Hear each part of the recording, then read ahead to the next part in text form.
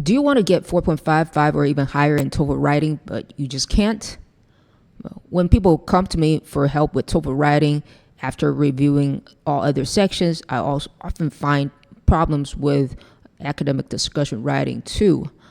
Many of them are scoring around 3 out of 5 because they've taken the recent paid mock test that gives them the score breakdown. So their responses are similar to these. Okay, I want you to take a look at this answer, and if you had to grade it from 0 to 5, what score would you give? Please pause the video for a few seconds and guess. All right, this is 3 out of 5. What about this one? 1, 2, 3. This is also 3 out of 5. Is that bad? Well, not exactly. A 3-point response is mostly understandable. The writer has an opinion and there's some explanation. But if you're someone who wants to get 4.5 or higher, 3 is not enough. Here's a quick score conversion estimation based on mock test data from me. The writing section has 20 raw points in total. Build a sentence is 10 points, email is 5 points, and academic discussion is 5 points. According to, again, my mock test data, if your goal is an overall writing scaled score of 4.5 or higher, you usually need around 17 raw points out of 20. Okay. That means you may only be able to lose about 3 raw points in total. So if academic discussion is where you keep getting 3, that's 2 raw points, right, away from 5. That can be some real problem, okay? Getting 3 usually means you do not have the strongest control over what you write in terms of the topic development and the sentence pattern and grammar altogether. So the solution is not simply practice more or use templates. That advice is too vague. Even the basic idea of statement, reason, example, or another common template like support one student and challenge another student can be too vague for 3-point writers. It tells you what parts to include, but not how to build those parts sentence by sentence. What you need is something that can be repeated. What you need is something like a syntactic varied statement, reason, before, after, example, structure. I know it's a very long name that I just coined, but you need a template that does these 3 things together: discourse cohesion, syntactic variety, and grammar accuracy. So let me show you a full example first. Do not only look at the ideas, also look at how each block uses different sentence structures. The statement and reason give the position.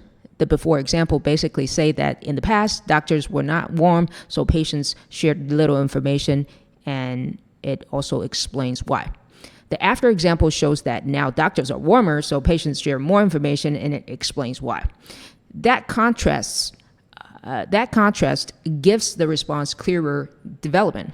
To humans, the logic may look repetitive.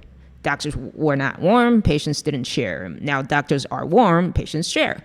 But that is exactly why the structure is useful.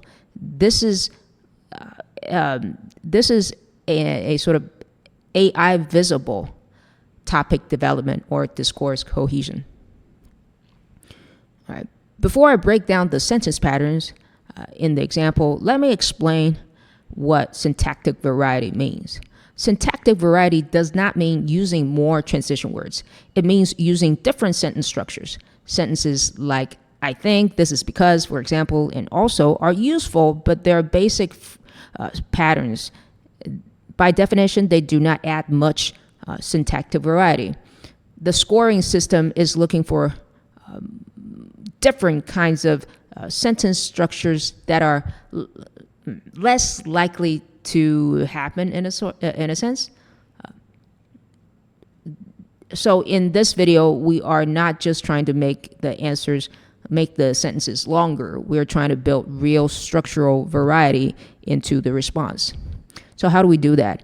In the example, you can see in the statement of reason part, there's something called nominalization. Okay. What does it mean? For example, a verb like interact becomes a noun like interaction. In the before example, you can see a fronted subordinate clause. That simply means words like when, if, or because appears at the beginning of the sentence. Those are subordinate conjunctions. You can also see a non-fronted subordinate clause. That means the same type of clause appears later in the sentence, in the middle of the sentence.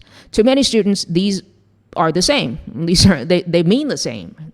That is true. But structurally, they're different. And to AI scoring systems, this usually contributes to syntactic variety. Okay. In the after examples, some patterns are reused, and that is fine. You do not need every sentence to have a new sentence structure.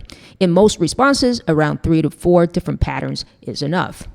So here are some other patterns you can use: passive, relative clause, and embedded WH clause. Again, you do not need to force all 6. Use the ones that fit naturally, and you only need about 3 to 4 in general. Okay, it's not the more the better. Okay, so here is how I recommend practicing. First, copy the 2 5-point examples from this video until the sentence patterns and the before and after structure feel more familiar. Then grab a list of academic discussion questions. For example, choose 5 questions. Start by writing only the statement and reason for all 5 questions. After that, practice only the before example for all 5 questions. Then practice only the after example for all 5 questions. Try to keep the same syntactic structure each time. If the structure does not work naturally, which happens, choose another pattern from the 6 pattern list. Once you feel comfortable making these sentences in parts, then you can start writing full responses and even time yourself. Okay. Before you do all the work in parts, timing yourself really doesn't make too much sense. All right, so hope this video helps you. See you in the next video.